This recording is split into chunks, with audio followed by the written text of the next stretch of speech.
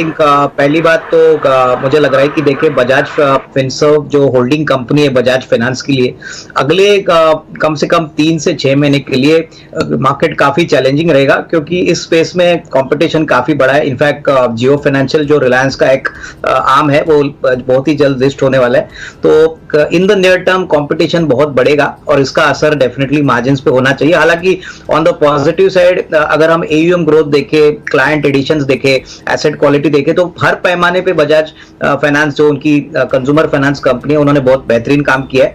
Bajaj Finserv का insurance business भी है, वो भी काफी अच्छा काम कर रहा है। तो मुझे लग रहा है कि शॉर्ट टर्म में हो सकता है कि स्टॉक थोड़ा सा अंडर परफॉर्म करे 6 to 7 मंथ्स, बट अगर लंबी नजरिया का अगर आपका प्लानिंग है तो मुझे लग रहा है कि आपको कोई घबराने की बात नहीं है, क्योंकि बजाज ग्रुप वेल मैनेज्ड है, कैपिटलाइज भी है, पैसा भी है, प्लस इनका जो कस्टमर बेस है वो काफी तेजी से बढ़ रहा है। तो शॉर्ट टर्म में थोड़ा सा पेन मार्केट में इस स्टॉक में जरूर देखने को मिलेगा, बट अगर आपका नजरिया साल 1.5 साल है तो मेरे ख्याल से निवेशित रहिए। ये स्टॉक उतनी ही तेजी से बाउंस बैक होगा जब क्लैरिटी आएगी, बट कम से कम नेक्स्ट 3-6 मंथ्स के लिए अंडर परफॉर्मेंस होगा, ये इसमें कोई डाउट नहीं है। तो होल्ड करने की राय रहेगी, इसमें पैनिक में बेचे नहीं, यही मेरी राय रहेगी। पूजा, मुझे लग रहा है कि नंबर्स काफी डिसअपॉइंटिंग थे और मैं जनवरी टू मार्च का जो परफॉर्मेंस है उसके लिए वेट करूंगा। ग्राउंड लेवल पे डिमांड थोड़ा सा सॉफन हो चुका है और अभी हाल ही में जैसे मैनेजमेंट ने कहा कि कॉपर की कीमतें बहुत वोलेटाइल हो चुकी है, तो ये बहुत ही एक सीरियस मसला है, क्योंकि अगर कॉपर के प्राइसेस और बढ़ते हैं तो डेफिनेटली थोड़ा बहुत इनपुट कॉस्ट प्रेशर बढ़ेगा। हालांकि हमको लग रहा है कि मार्जिन डेफिनेटली वॉल्यूम के साथ इंप्रूव होंगे और अगला सीजन अगर अच्छा रहता है समर सीजन, तो डेफिनेटली इसमें रिकवरी हो सकती है। तो मैं समझता हूं अभी जल्दबाजी ना करें, थोड़ा सा टाइम इंतजार करें। मैं समझता हूं कि हो सकता है कि बजट के बाद आपको मौका मिलेगा इसमें डिप में खरीदने के लिए, तभी रिस्क रिवॉर्ड इन्वेस्टर्स के लिए काफी अच्छा होना चाहिए। हालांकि देखिए लॉन्गर टर्म हेवल्स बहुत ही वेल मैनेज्ड कंपनी है, बहुत ही अच्छा प्रोडक्ट बेस है, लिवरेज भी बहुत बैलेंस शीट पे कम है, तो ये सारी बातें कंपनी को लॉन्ग टर्म में हेल्प करेगी, बट अगले 1-2 क्वार्टर्स थोड़े से कंपनी के लिए चैलेंजिंग रहेंगे। तो निचले भाव पे अगर कोई खरीदता है तो रिस्क रिवॉर्ड अच्छा रहेगा। तो यही राय रहेगी कि जल्दबाजी ना करें, थोड़ा सा रुके और बाद में करेक्शन पे आपको एक मौका मिल सकता है। पूजा, मुझे लग रहा है कि टाटा कंज्यूमर इस इन्वेस्टर को होल्ड करना चाहिए। अभी हाल ही में इनका जो कॉफी बिजनेस था टाटा कॉफी, वो टाटा कंज्यूमर में मर्ज हो रहा है और कंपनी एक एग्री और स्पेशलिटी सेगमेंट में काम कर रही है फूड प्रोडक्ट्स में। तो यहाँ पे मार्जिन भी अच्छे हैं, ओवरऑल ग्रोथ अपॉर्चुनिटी भी अच्छा है और मुझे लग रहा है कि अगर नजरिया कम से कम साल 1.5 साल का है तो इसमें अच्छी खासी अपसाइड आपको मिलेगी। मोस्ट इंपॉर्टेंटली कॉफी का अगर बिजनेस की बात करें तो कॉफी के प्राइसेस अभी काफी एलिवेटेड है, तो इसका भी बेनिफिट कंपनी को मिलेगा। प्लस ये वैल्यू एडेड कॉफी प्रोडक्ट्स में है, तो डेफिनेटली इसका फायदा मार्जिन में आपको आने वाले साल में देखने को मिल सकता है। तो आई वुड सजेस्ट यहाँ पे होल्ड करिए, लेकिन टाइम फ्रेम थोड़ा लंबा रखिए, करीबन 12 से 18 महीने का टाइम फ्रेम अगर ये रखते हैं तो इनको अच्छा खासा रिस्क रिवॉर्ड यहाँ पे मिल सकता है। ओके, तो थोड़ा होल्ड करना पड़ेगा आपको अगर अच्छा मुनाफा चाहिए तो, करीब 12 से 18 महीने के लिए, तब आपको अच्छा प्रॉफिट नजर आएगा टाटा कंज्यूमर में। अविनाश जी, अगला सवाल इनका बर्जर पेंट्स पर भी है, इस पर भी राय दीजिए। इन्होंने 80 शेयर 700 के लेवल पर लिया हुआ है, काफी ऊपरी लेवल पर लिया हुआ है और वहां से इनको नुकसान ही हो रहा है, कोई कुछ भी रिकवरी हमने देखी नहीं हाल फिलहाल में स्टॉक में, और पिछले 1 साल में 25% तक की गिरावट शेयर में देखने को मिली है।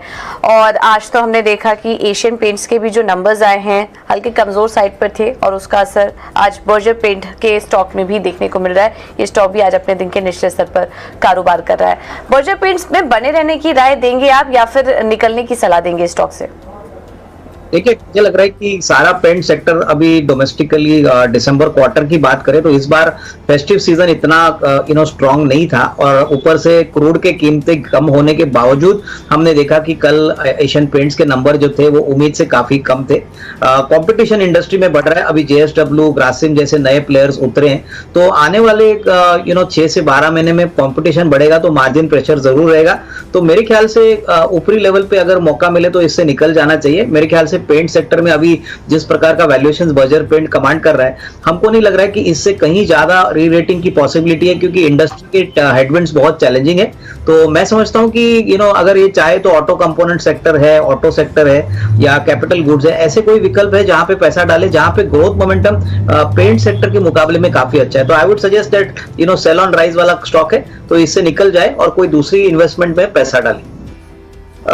मुझे लग रहा है कि अभिषेक इंसेक्टिसाइड्स इंडिया का शेयर जो है वो मुझे लग रहा है कि इस साल तो पूरे सेक्टर के लिए दिक्कत है। इनफैक्ट इन्होंने रैलीज की बात की तो रैलीज के भी नंबर्स बहुत खराब आए हैं। तो मुझे लग रहा है कि देखिए अभी जो भी इंप्रूवमेंट कंपनीज में आएगी वो अगले साल के सीजन में देखने को मिलेगी, क्योंकि नॉर्मली पेस्टिसाइड सीजन में पहला 6 महीना जो होता है अप्रैल टू सितंबर वो उनका बहुत रोबस्ट बिजनेस होता है। अक्टूबर टू मार्च में रेवेन्यू ग्रोथ इतना बढ़ता नहीं है। और सबसे बड़ी बात बजट में हो सकता है कि एग्री और एग्रो केमिकल्स को लेके अगर कोई अनाउंसमेंट्स आते हैं तो इसमें एक शॉर्ट टर्म मोमेंटम आपको देखने को मिलेगा, लेकिन फंडामेंटली कंपनी बहुत सॉलिड है। इनफैक्ट कंपनी का जो ऑपरेटिंग रेशियोज भी है, आरओसी, रिटर्न ऑन इक्विटी, ये काफी अच्छे हैं। मेरे ख्याल से अगर ये कम से कम 6-12 महीना वेट करते हैं तो मेरे ख्याल से इनको डेफिनेटली अपने कॉस्ट प्राइस से अच्छा खासा मुनाफा मिलेगा।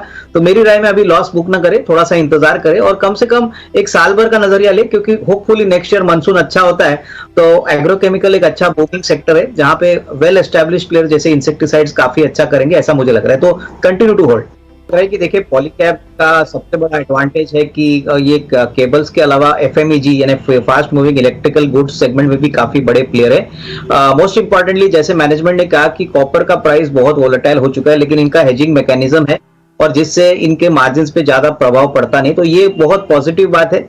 और जिस प्रकार की अभी पावर जनरेशन कैपेसिटी है, पावर डिस्ट्रीब्यूशन पिकअप हो रहा है, मुझे लग रहा है कि कहीं ना कहीं जो केबल मैन्युफैक्चरर्स है, इलेक्ट्रिकल इक्विपमेंट मैन्युफैक्चरर्स है और स्पेशली पॉलीकैब जैसी कंपनी है, इनको काफी फायदा और ग्रोथ FY24 में देखने को मिलेगा।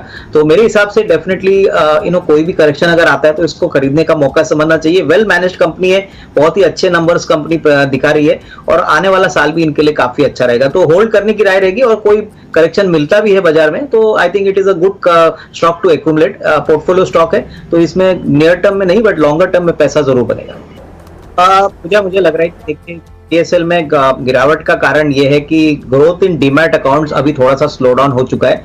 जैसे सभी को पता है कि कंट्री में 2 डीमैट प्लेयर्स है, एक तो CDSL है जो लिस्टेड है और दूसरा NSDL है। मुझे लग रहा है कि देखिए शॉर्ट टर्म में ऐसा कोई बड़ा ट्रिगर CDSL के लिए नहीं है, क्योंकि डीमैट अकाउंट्स अगर स्लो ग्रोथ में आते हैं तो ऑब्वियसली इसका सीधा इंपैक्ट इनके प्रॉफिटेबिलिटी पे आता है। लेकिन अभी जो रिसेंट रिपोर्ट सजेस्ट कर रहे हैं कि NSDL जो अनलिस्टेड आर्म है उसका भी पब्लिक इशू बहुत जल्दी आने वाला है। तो अगर ये जल्दी अनाउंस होता है तो एग्जिस्टिंग जो शेयर होल्डर CDSL के यहाँ पे एक थोड़ी सी रीरेटिंग आप देख सकोगे। सबसे बड़ी बात कंपनी बिल्कुल कर्जा मुक्त है, बिजनेस बहुत एसेट लाइट है और अभी इंश्योरेंस पॉलिसीज के लिए भी गवर्नमेंट ने कहा है कि जो KYC होगा वो CDSL करेगा, तो इसका भी बेनिफिट कंपनी को मिलेगा। हालांकि ये रेवेन्यू फ्लो थोड़ा धीरे धीरे आएगा, तो अगर इनका नजरिया साल 1.5 साल का है तो ही यहाँ पे निवेशित रहिए, क्योंकि यहाँ पे फास्ट ग्रोथ शॉर्ट टर्म में नहीं आएगा बट लॉन्ग टर्म में ये बिजनेस बहुत प्रॉफिटेबल है। तो यहाँ पे लॉन्गर टर्म में बहुत अच्छा रिस्क रिवॉर्ड अभी भी बन सकता है। तो शॉर्ट टर्म के लिए नहीं बट लॉन्ग टर्म के लिए जरूर इस स्टॉक को होल्ड करना चाहिए। देखिए अभिषेक जी, मुझे लग रहा है कि सबसे बड़ा प्रॉब्लम है कि इनका बड़ा एक्सपोजर यूरोप में है। यूरोप में जिस प्रकार का मार्केट है, रिसेशन की बातें हो रही है, आने वाले क्वार्टर्स के लिए कम से कम 1 या 2 क्वार्टर्स के लिए इनका जो JLR का बिजनेस है उसमें थोड़ी सी दिक्कतें जरूर आएगी। दूसरी बात, इनके पास काफी बड़ा कर्जा है जो बैलेंस शीट पे इनको लिवरेज हम कहते हैं वो है। तो इस तरह इसके लिए थोड़ा सा तकलीफ टाटा मोटर्स को ज्यादा होती है, क्योंकि अगर हम मारुति या महिंद्रा की बात करें तो ये कंपनीज मोरल कैश रिच है, बिल्कुल कर्जा बैलेंस शीट पे नहीं है। तो मुझे लग रहा है कि ये दोनों चीजें मार्केट्स को डेफिनेटली थोड़ा सा कॉशियस कर रही है, क्योंकि लॉन्गर टर्म में तो डेफिनेटली टाटा मोटर्स बहुत अच्छा काम कर रहे हैं डोमेस्टिक पैसेंजर कार में, ट्रक्स में, इलेक्ट्रिक व्हीकल में भी इनका बहुत बड़ा बिजनेस है। और ये जो बात आज आपने कही कि और एक सेकंड राउंड ऑफ वैल्यूएशन इनके इलेक्ट्रिक व्हीकल बिजनेस को होगा, तो इसका बेनिफिट थोड़ा बहुत तो इनको मिलेगा। बट जब तक कैश फ्लो जनरेशन नहीं होता है और जब तक ये यूरोप के हेडविंड्स निकल नहीं जाते, स्टॉक में कोई बड़ी तेजी शॉर्ट टर्म में नहीं होगी। तो अगले साल 1.5 साल का नजरिया कोई करता है तो गिरावट में खरीदना चाहिए। मेरे ख्याल से लॉन्गर टर्म में पैसा बनेगा, बट शॉर्ट टर्म में अगले 1 या 2 क्वार्टर्स के लिए मैं समझता हूं नंबर्स इतने अच्छे नहीं आएंगे, मार्जिन में प्रेशर होगा, तो उसके लिए आपको तैयार होना चाहिए। तो लॉन्गर टर्म में होल्ड करें, बट कोई मेजर करेक्शन आता है तो ही खरीदने का मौका बनेगा। पूजा इसमें बने रहना चाहिए। मैं समझता हूँ, देखिए आदित्य बिरला फैशन ये बहुत ही बड़ा फैशन का एक एंटरप्राइज बिजनेस है। बहुत सारे ब्रांड्स कंपनी ओन करती है और काफी एग्रेसिवली उन्होंने एक्विजिशन से ब्रांड्स खरीदे भी है। सबसे बड़ी बात, पोस्ट कोविड के बाद जिस प्रकार का कंज्यूमर स्पेंडिंग हो रहा है, ये एक कंजम्पशन प्ले वाला स्टॉक है जहां पे मुझे लग रहा है कि आने वाले 1-2 सालों के लिए अगर कोई निवेशित रहता है तो बहुत अच्छा पैसा बनेगा। कहीं ना कहीं मुझे लग रहा है कि इनका जो रिटेल नेटवर्क है, इनका जो प्रोडक्ट बुक है वो बहुत सिग्निफिकेंटली बड़ा है और आने वाले दिनों में ये चीज इनके लिए बहुत फायदेमंद रहेगी। हालांकि देखिए शॉर्ट टर्म में स्टॉक थोड़ा अंडर परफॉर्म जरूर कर रहा है, लेकिन 250 260 में मुझे लग रहा है कोई घबराने की बात नहीं है, क्योंकि नंबर्स अच्छे आएंगे। सितंबर क्वार्टर भी इनका बहुत स्ट्रांग था, मैनेजमेंट कमेंट्री भी बहुत अच्छी थी, तो मेरे ख्याल से थोड़ा सा टाइम यहाँ पे देना जरूरी है, क्योंकि मुझे लग रहा है कि 350 पौने 400 का भी प्राइस टारगेट यहाँ पे पॉसिबल है, प्रोवाइडेड कोई 12 से 18 महीने का टाइम फ्रेम यहाँ पे इन्वेस्ट करके लगाता है। तो शॉर्ट टर्म में हो सकता है थोड़ा अंडर परफॉर्मेंस हो, बट लॉन्गर टर्म में ये बिजनेस बहुत अट्रैक्टिव है और डेफिनेटली अच्छा रिस्क रिवॉर्ड मिल सकता है। अभिषेक, मुझे लग रहा है कि देखिए पॉजिटिव कमेंट्री तो जरूर आई है, लेकिन हम कहते हैं ना कि action is more better than narrative. तो नैरेटिव तो बहुत अच्छा है।